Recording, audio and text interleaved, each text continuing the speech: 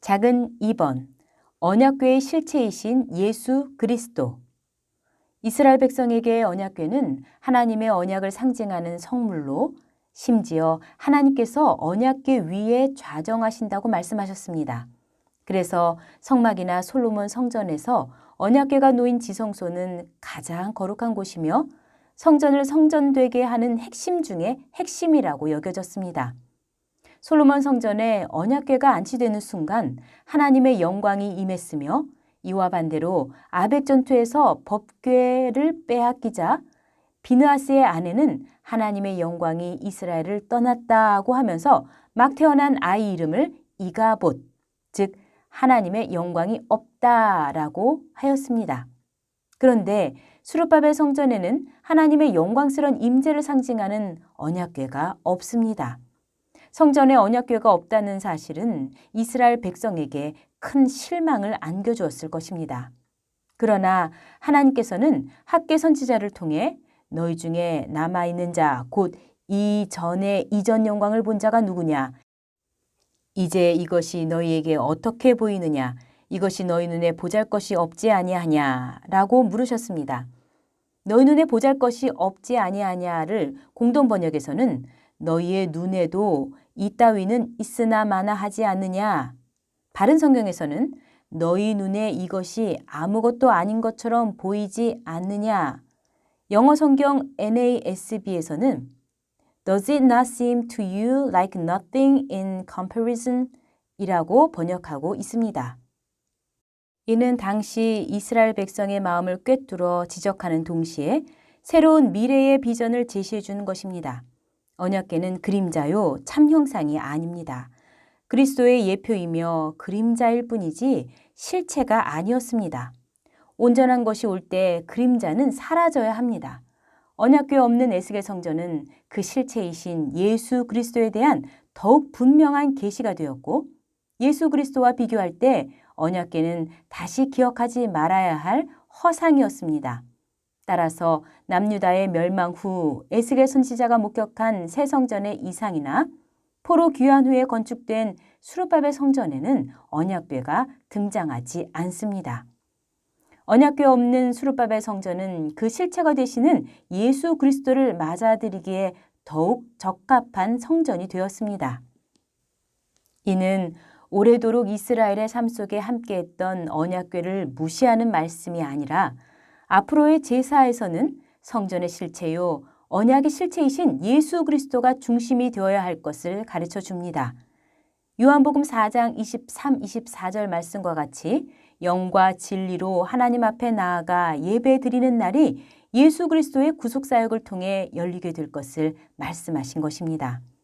하늘의 하나님께서 자기 땅에 찾아오셔서 자기 백성과 함께 거하시겠다는 언약은 성육신하신 예수 그리스도를 통해서 정확하게 성취되었습니다.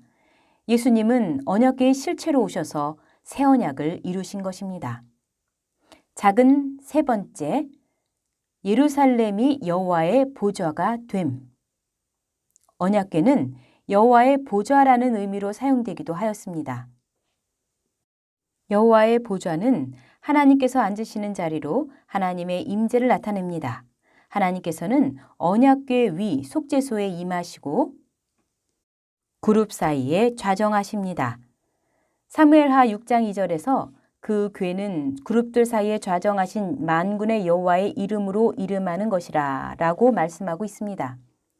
또한 하나님께서는 언약궤를 그의 발등상으로 삼으십니다. 역대상 28장 2절에서 여호와의 언약궤 곧 우리 하나님의 발등상이라고 말씀하고 있습니다. 이 발등상은 하나님의 보좌와 연결됩니다. 이사야 66장 1절에서 여호와께서 이같이 말씀하시되 하늘은 나의 보좌요 땅은 나의 발등상이니 너희가 나를 위하여 무슨 집을 지을고 나의 안식할 처소가 어디랴 라고 말씀하고 있습니다. 이 말씀은 하나님께서 전 우주를 초월하시는 분이심을 나타내는 말씀으로 만왕의 왕이신 하나님께서 앉으시는 보좌와 두 발을 올려놓으시는 발등상은 하나로 연결되는 이미지로 사용되고 있습니다. 그러므로 언약궤는 하나님의 보좌를 나타냅니다. 그런데 예레미야 3장 17절 상반절에서 그때에 예루살렘이 여호와의 보좌라 일컬음이 되며 라고 말씀하고 있습니다.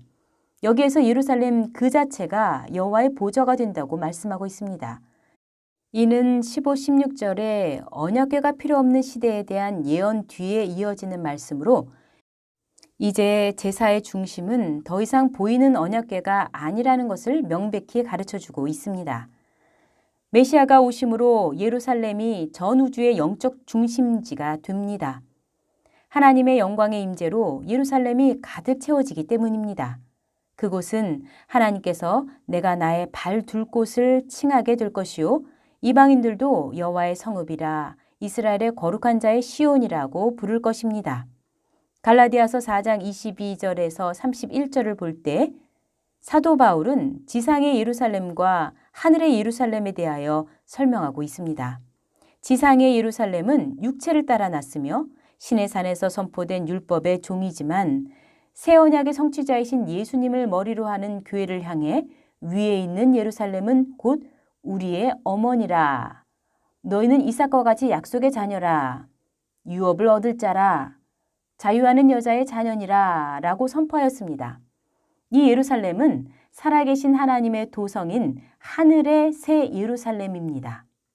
예레미야 3장 17절에서 열방이 그리로 모이리니 곧 여호와의 이름으로 인하여 예루살렘에 모이고 다시는 그들의 악한 마음에 강팍한 대로 행치 아니할 것이며 라고 말씀하고 있습니다.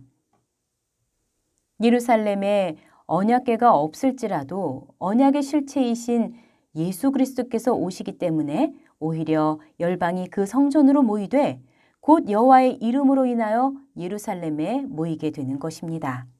이는 종말적으로 새 예루살렘이 하나님의 보좌가 되어 만국이 그리로 모여들게 됨을 보여줍니다.